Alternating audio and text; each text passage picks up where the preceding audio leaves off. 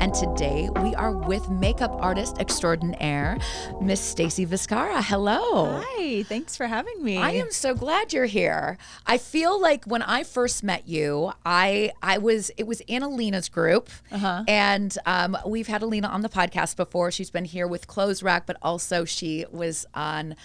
We did a little review of Bridgerton. Oh my gosh, and my favorite. It was so much fun. When they have season 2, we'll have to have you on. Alina is hilarious, but she always brings the best energy with women, and also I haven't had Dax on the podcast, but Dax and you are friends as well. So I love it. Fun. Thank you. I'm so glad you're here. Yeah. So we have a lot in common because we both lived on the West Coast. Yes. And we both made our way back. Well, I made my way back to Kansas City, but moving from the coast back can be a little weird, especially when you have an interesting career that's like, okay, yeah, like how do we do this? Exactly. I didn't even know where Kansas City was when we first moved here. I was like, where are we going? But I'm always up for an adventure, so I was like, let's do it. So we're gonna dive right in because your career is pretty extensive and cool. Like you've got a wonderful background. You first started out with MAC, which to me is the mecca of makeup. That was amazing time to start. I started in 2003 with them, and it was really a time where they were so artistry driven, and the training was extensive and just like amazing to be around all those really creative artists. I mean, the people that I actually started with are now a lot of the celebrity makeup artists.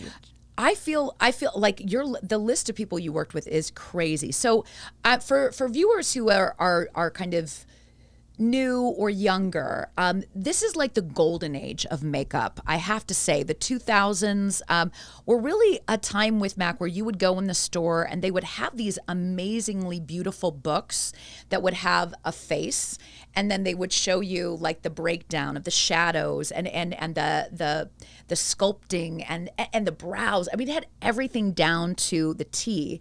And I remember it was an experience. You go in and you're buying your products. The makeup artists were there immediately to help you with any of your needs and show you how to use the product.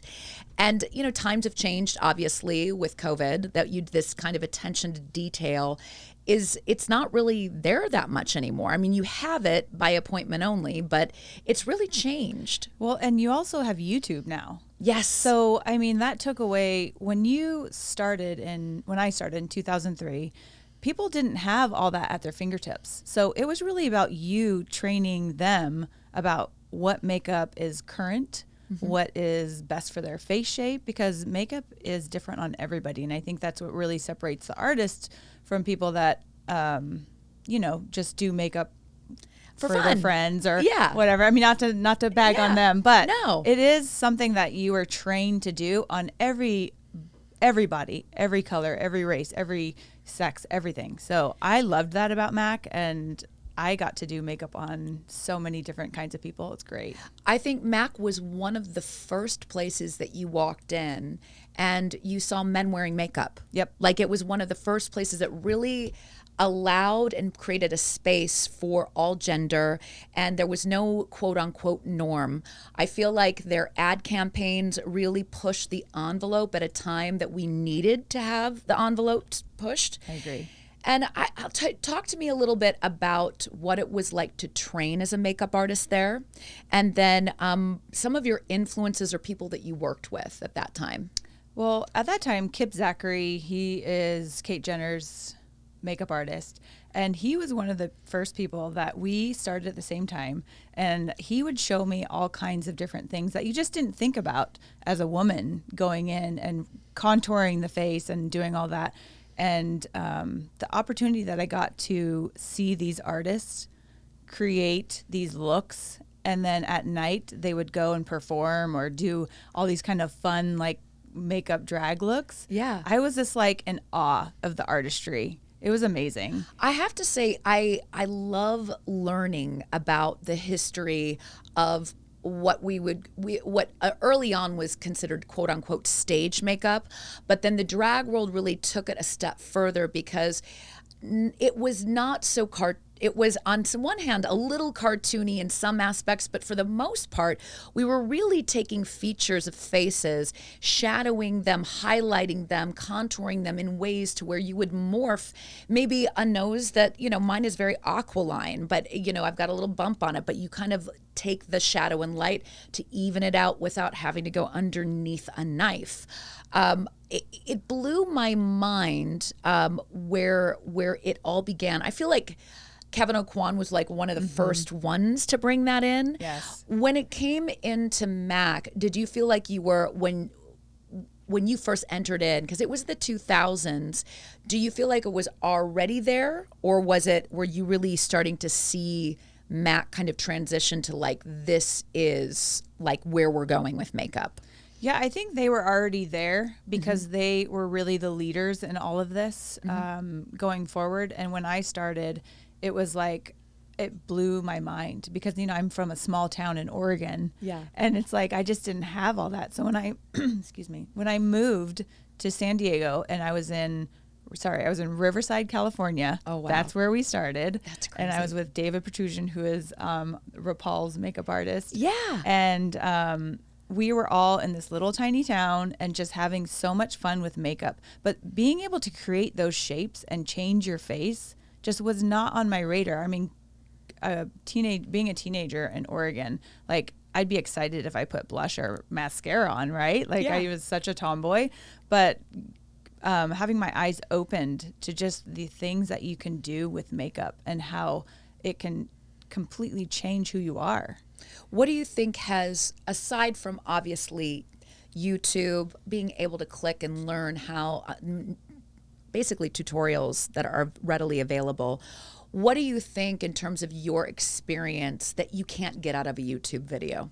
I think that is, YouTube videos don't always give you exactly what they're using and how much product they're using. So that I think is the hardest thing for people to realize is they try it on themselves and it doesn't work. Well, that's because they have a different face shape than you do. And so you need to put that in a different area, or, that texture may not work on you. So those are the things that are hit or misses, and where you get a lot of people buying so much product because that, they're looking at these YouTube people and they want to buy all this stuff.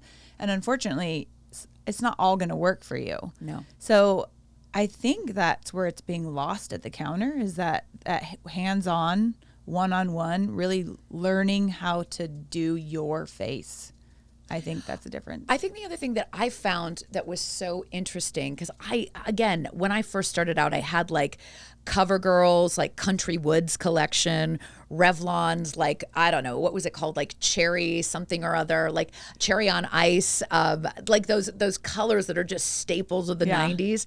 And, using the wand that came. I remember that the brushes were what amazed me when I first started using them. I think I bought my first brushes, embarrassingly enough, I think in college. So it was like, you should see my makeup looks in the 90s. They were very, like pretty much black eyeliner, a little bit of like kohl powder and like dark lipstick.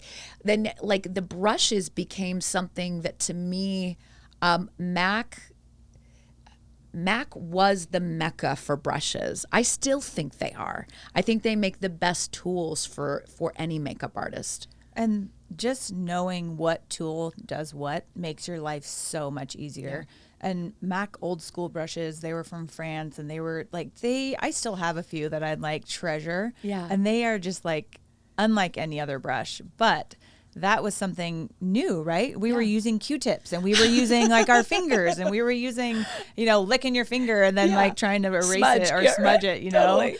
But being able to use those kind of brushes and then going to the MAC counter and seeing all the brushes that you can use, it's like mind blown, right? Totally. But it makes your life so much easier when you're using the right brushes. So who do you attribute a lot of your teaching from to your talent? Where do you think that you grew it most?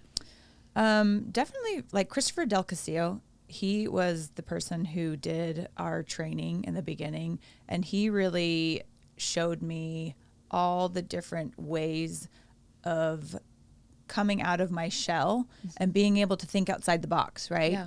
So they sculpt just working at that counter really like trained me to be a better artist, because I was very like color in A, color in B. I'm a very like type A. Yeah. And so for me, it was really difficult to step outside those boxes, and create these looks that you wouldn't think just to do. The other thing that I thought was so interesting is beauty has never been, at least in the 80s and 90s, it was always glam, fabulous. But what MAC brought to the table was a philanthropic edge and a charitable edge with their products that were raising money for, it was started out, I believe, with HIV/AIDS, correct? Right. And I mean, it kind of went from there to where it was like awareness and like, not only are you buying these products, and then they also recycle. I know. Which was like, again, no one was doing it. And what's really funny is that I worked for MAC for so long and I was so used to recycling. I think I took my recycles to like some other counter and they're like, "What are you doing?" And I'm like, "What? Everybody doesn't do this?" I know, it's insane. And now, I mean, you look at like Kylie Jenner, you look at Kim Kardashian. I mean, they had their lines out for not very long, and then they quickly made it vegan, and they also made it to where they're trying to say their environmental footprint is less than what they had before. Well, yeah, people are so much more aware, and they want high quality, and they want something that is better than just your drugstore. I mean, drugstore has some great product.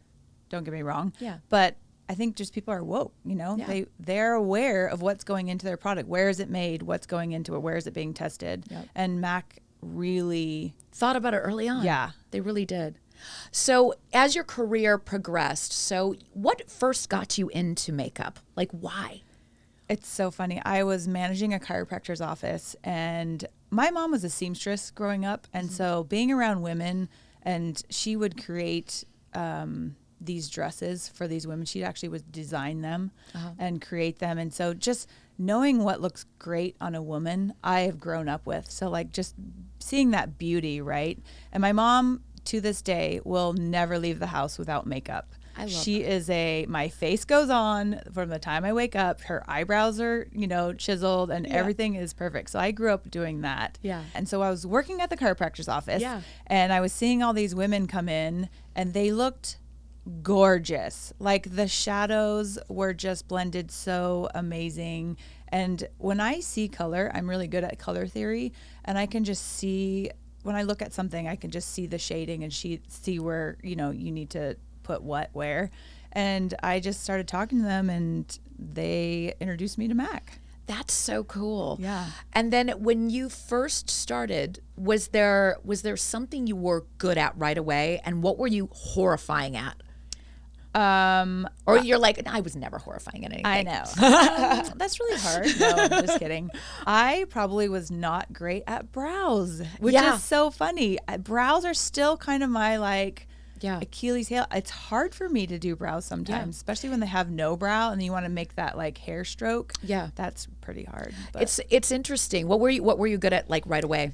right away, I think skin and shadows. Shadows are like my thing. Yeah. I love that like perfectly blended, melted into watercolor type shadow. But then I also love like a really hard, smoky, that reverse cat eye, which we've been doing at MAC for like so long. Yeah. But now that it's recycled and it's coming back, it's kind of fun. So all those looks going from hard to light, all those shading. I think I've always been really good at like Yeah. blending. I love that because, you know, it's very similar, I think, when I talk to tattoo artists. And I have a good friend who does these beautiful tattooed brows. And she talks a lot about like the shape of a woman's face and the curve of a body and like the flesh and the skin and we were talking a lot about makeup and about how the understanding of like the heat, you know, when the days of baking first came out, like I was so impressed by the theory behind it because drag queens would talk about they're under these big lights in backstage to get prepared for on stage and baking the technique, if you guys don't already know from the Kardashian videos, literally loading on lots and lots of white powder underneath the eyes while you do your makeup. So the fallout comes on kind of the white, but in turn, it's mixing, almost cooking on your skin. Yeah. And then when you swipe it away, it instantly gives you this highlight. You know, these are the things that, you know, blow my mind that, again, it's chemistry with your body. It's also knowing the fade out factor, like with eyebrow pencils and with tattoo artists, they talk a lot about fade out factor in ink, but it's the same thing with makeup and lipstick to where I'll put on a certain color and it looks great at first. And then when it lifts off or goes with the color of my skin, I'm like, oh, it doesn't look that way 30 minutes later. Right. And also like being able to see makeup when you say shading and all that kind of things, the fading, when you do eyes and you do foundation and you do all those things, I kind of do makeup in a circle. That way they all kind of marry each other and come together. That's cool. So describe it to me. So like when you say a circle. So when I was doing LA Fashion Week and Gregory Alt, who he is amazing, was teaching me to take a model from literally one show. She's coming in with a black smoky eye. Wow. And I have 5 minutes and I got to take her all the way to a natural, dewy, like total opposite look. I have one artist on one side. I'm on the other side doing, basically the idea is that you do make up a little bit in circles. So I'll do a little bit of the eyes, do a little bit of the cheeks. That way, if she has to run out the door, she at least has a little bit of everything. But it also allows you to see, like when you step back and you look at your makeup, you can see what's coming together, what needs to be a little bit more brought out, what needs to be shaded less, what, that kind of thing. So when you step back and you look back and you can kind of see how it's evolving. Yeah, that makes a lot of sense. Yeah. So in your career, so you really started out in Mac, when you transitioned to more what I would call, I don't know, like the shows and individual, clients. How was that transition? I think once you start working for a line that is so artistry driven, it's natural for you to get clients that want you to do their makeup at their home because everybody doesn't want to always come to the counter, right? Yeah. And also men didn't want to come to the counter to have their makeup done. So they would ask, they would prefer to have it done in the home. So that's kind of something that's natural for all of us Mac freelancers. We'd freelance on our own. And growing your kit and like being able to do weddings, that's a big part of your business is doing weddings and going and doing a group. So I started doing that right away, actually, just because we all did. And at the time, where else would you go to really get that Hollywood type makeup, right? You couldn't. I mean, honestly, you couldn't. And at that time, I remember, there was definitely some transitions from other companies really trying to figure out how to do it. I can't tell you how many times I was approached by Mary Kay and Avon in a way that was like, we're up and coming. And it's like, well, they never quite got there because of the stigma of the housewife. Correct. Whereas Mac always had this very glamorous storefront. Everyone was always in black. Everybody had their makeup done in a way that was, it was 2 steps up from an Avon woman. So I don't know, where did you really see, did you see it transition more? I mean, for me, I felt like Mac was pretty much the only place I went to. And every once in a while, you'd get a Juicy Tube from Lancome. Right. And but then there was this moment where, online made a presence. Yes. And I think I remember the first time I really felt like I wasn't going to Mac as much. And I think it was Anastasia Beverly Hills, and it was that nude. What was that? That matte nude, like Hollywood nude or something like that. Kim Kardashian wore the heck out of that, and then all of a sudden, it became mail order makeup for me. Right. I mean, I don't know. That's when I felt. And I'm asking you as a makeup artist. You probably know better than I. Well, I would say when I was doing MAC and doing all those shows and like the backup dancers for Missy Elliot and that kind of thing, I mean, we really just didn't have social media, right?